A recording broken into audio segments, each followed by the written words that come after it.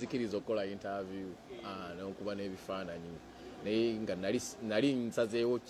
kigire mponera eyo so kakati era nzijukira launch ku African eya first aid nagikola ndi mulwadde naye abantu tebaamanya nga naye nina okugulu kilo 18 era nzijukira Dr. Kasiri yankuba painkillers mu kugulu bankuba painkillers 8 nensobola okwambala engatto kati ng'okugulu kuvaamu n'amazzi era engatto eyo lwe navanga ku stage ng'amazzi gaba gajjuddemu era bwe bojjukira bandeeta bansitudde nga galinga amalala naye ng'ekigendwa kyali kya butatambula naye nga kalinga akaduusi ku ebiseera byabangawo obuduusi ojjukira kojja wange Kamiliyoni we yajjira ku tractor katono emusuule embalaasi egaana okutambula mwayimba basajja kati nga abantu beesunga bagenda kujja atya ku stage ng'ekyo nakyo bakyesunga kati okuyiya kwali kungi niga honorable Lutaaya olwo yajirako naye mu grader ng'ali mu grader waati mulese so kati 26 eyo yampisaamu bubi obulamu bwange naye Katonda mulungi tumwebaza saafa kuba ekituufu nali mmanyi nti oba ngenda kufa engeri gye byannumamu nga sibitegeera so okuva olwo bwe bisirikamu wayitawo omwaka nga gumu 2 ne biddamu fact up to now amagulu gaite gatereranga wadde eri ate akasigifunanga naye nagendako awo ne bankebera balaba bagamba tulaba olina infection naye koze etubuze olina amazzi mangi mu magulu muno naye koze ekoze eki kuba time yatuukanga olumu ng'okubomoka akatuli amazzi ne gakulukuta ng'olaba just water like mineral water koze neebula kati ate nga n'ebiddagala bino ebirala ebyaffe ebya wano nga byonna bikozesezzaako era ne bikola ki ne bigaana kati baagira ne bampa eddagala nga limalemu amazzi erikamula amazzi baga tugenda ku eddagala erikumalamu amazzi kakati bwe balimpa ate nalyo nelinfuukira nelindeetera okuba dehydrated kati ntuuka time nga ntunula nabwe nti ngenda kufa amazzi eddagala linkamulamu ki amazzi ne bampayo n'eddagala awo eddala naye nenkomawo wenkomawo ne wayitawo era emyaka 2 era nenzaamu nenfuna ataaka y'emu nengamba akoze ntya kati waliwo ataaka waliwo okulondo bakwali kwa 216 yali kwali kwa 216 ndowooza kweko ate awo yali entutte baddamu nenfuna ataaka nga nkambwe ennyo infact nagendako ne America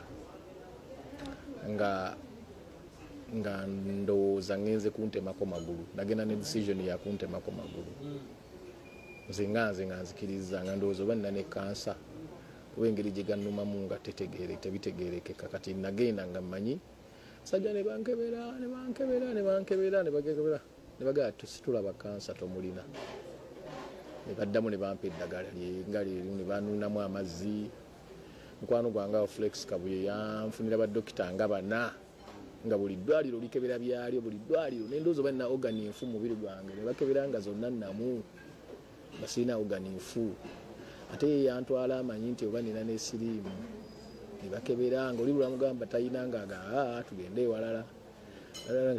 tugende ewalala bankebera emirundi mingi kati naye kati Katonda mwebaza nti weewaawo tegaddamu kutereera nga bwe gaalina kuba naye nsobola okutambula nsobola akuba nti mbeeraawo nga tuyimiridde for like 30 minutes so an hour era mba mpulira nga gakyankalana mba mpulira nga gazitoowererwa so nfuba nnyo okulaba era ndane nfunako wentuula nenjiramu bwe nti sobola okumaintaininga wabula kigaliko kiri kimu buli kibi kijja n'ekirungi oba oli awo kubanga ebadde yali trigger nnyo abantu batera okumbuuza ki ekikuinspiringa okuba nti nno weekolerera osobola okubaako n'akaliwo nalowooza nti olunaku lumu nja kuba sirina magulu nga kuba sitambula kati nendowooza nnyo ku ndireka nti abaana bange bwe ndiba sitambula abaana bae balisoma batya kati ekintu ekyo kyandeetera okubanga buli 10 lwenfuna njagala mbeewo kentegekawo nga manyi nayo tayimu y'okuba mu kagaali ekitegedde n'okugendera ddala kakati ekyo kyekimu ku bya inspiring nga bwe nfuna omutwalo 5 mbaako kibwenziteeka, bwe nfuna 2 1000 njagala mbeeko wenduteeka abaana bange basobole okukola ki. Kakati naye ekituufu bwe kibula n'Abamerika ng'olugezaako ewa maama Fiina. Nkugambye nasomberwa eddagala baalisomba, waliwo n'abakadde abaleetanga eddagala talo otuuka ne bagamba nti talo lyali talo mu kusooka ne likona teryafuluma onzo nti kale kati ebisigadde kojja ebisigadde bya Katonda, ebisigadde byani bya Katonda nabimulekera yamanyi babula ŋŋendako India kati omulundi ogusembayo era nebbaluwa nazifunye n'eddwaliro nali bookings nabazodde okuva amaze ne invitation bazimpereza just kufuna visa yalagendako India bankole bakebere bongere bakebere asiika obulamu tassa mukono yuzi nazzeemu neŋŋendako ku Albert Cook ne bakebera ne balabanga emisuwa gyange egy'amagulu omuliro guli ogwankubanga omungi gwagyokya nnyo kati ng'omusaayi bwe gukkirira gusinkana n'ogwambuka nga bwomanyi nti gundi bwe gutambula bwe guti kati guno guba gukkirira ne gusinkana n'ogwambuka ne getinga stack kati ne kireeta pressure nnyingi awo kati olumu amagulu ne gazimba olumu ne mpulira omuliro omungi nga mpulira kyepise nga mpulira kyepise nnyo so kati ne bampa ne baŋŋamba nyambale ku bunanka ne bampa busokisi buno obusiba muno obwambalwa tibusobola ne baŋŋamba bwe biremererwa nsinza okgenda nenkola sajjale y'emisuwa biki kakati awo olw'okuba ekituufu biremereddwa nze nyambala nnyo sokisi nyambala za misuwa nsobole okuba nga wendi amusaayi gube nga gusobola okusaturation ngeri okay. Kati awo nasazeewo bwe mmaliriza konsati eno nga mu gw'omusanvu awo nga mu gw'omunaana gendako India bankebereko balabe oba oli abo bayinza okuzuula. Kiba kitegeeza ne ssente za ddwaliro? Sijja kikola, sijja kineeminga bwentyo, sijja kukineeminga bwentyo naye just programu yange eri nti mu gw'omunaana awo njagala gendako India baddemu banneekebeje balabe. Mugana katusabe kirowoozo kyeyasazeewo kirungi nnyo agende baddemu bamukebereko ayongere n'okuzuula kyo kikyamu kimuliko. nkwebaza nnyo Mesach okukkiriza okunyumiza ebintu ebyo si bintu byonyumiza buli muntu naye yabinyumizaga nti nabiganidde Mesach okuva lwe natandika amawulire emyaka 23 egiyise yakyaga pulezidenti ow'olugambo kambinyumiza ebintu ate kubaera naliwo emyaka 16 ekigambibwa nti lyali ttalo lye baamukuba era nga bwe bagambye nti nze namugjayo mu kisenge ati nga nyina byenyinyonnyola abantu olugambo atoloza nakalutandika byadda nagamba nti nonnemeddeko namugaa nti abantu baagala kumanya buli wabeera mu mass communication ekintu ekitategerekese people want to know bakita ate wabanga ye yeviiriddeyo n'ayogera ekituufu kiyamba na buli muntu abadde asala obugambo. kakati nga tunagenda kuwummulamu katusookerwayo Mesach ono nga awumbawumba emboozi eno nagikwata ekivulu kye ekyamenya rekodi ku Serena tekinnabaawo Mesach at 46.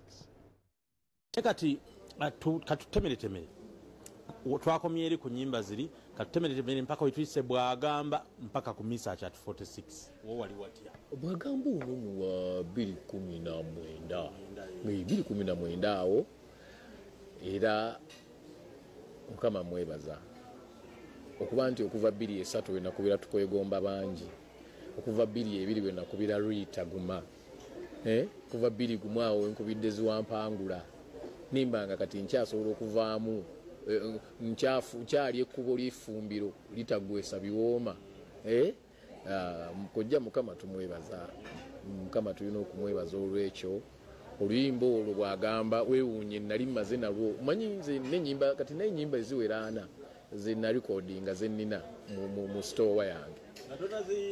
nga naziyimba ziri omwo nze mbeera nnyo n'ennyimba nendifulumya nga lumaze kati bwagamba oyo nali mmaze emyaka nga 3 nga ndulina walumala dda nga ziri eyo ziterezirinda ki ati kati waliwo ennyimba zokuba n'olumu n'otamanya nti nalwakabi muno yagamba naye akayimba kano lwaki tokafulumya n'akayimba kano lwaki tokafulumya gye ziri nnyingi kati naye oluyimba lwange olwa Africa it is a very good song naye mmaze nalwo oba emyaka 10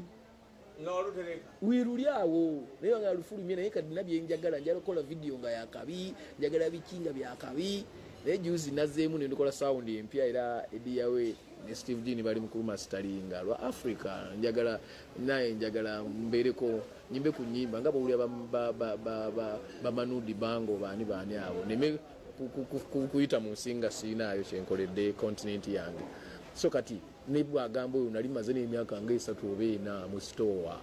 laba bwe ndufulumya ate ne lukola amakulu mangi nenyongeramu bwongezi just nentereezamu byentereezezza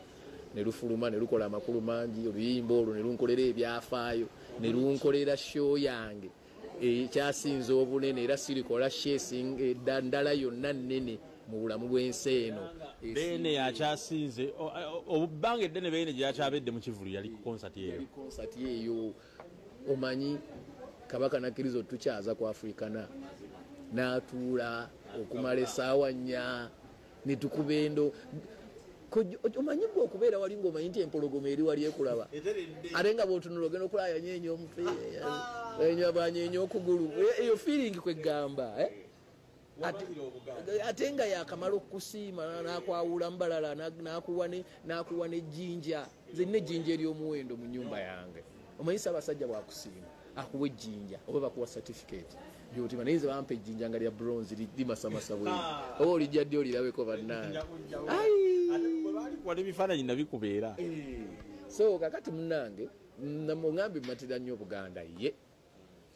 naye ng'ebimu ku bibinkoza kiri kimu nze ntambudde ndi exposed ekimala abasajja bali abazungu baagala nnyo ebintu byabwe tebakulimba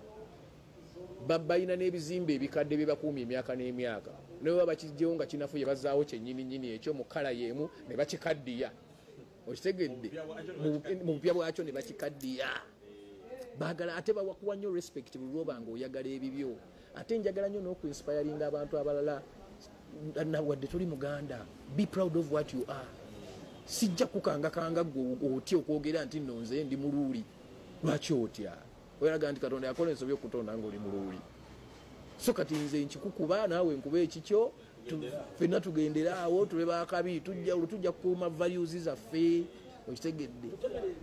temeremu Mesach 46 kyotegeeza n'ebirala kati kyentegeeza bagenda kukimanya kwolwo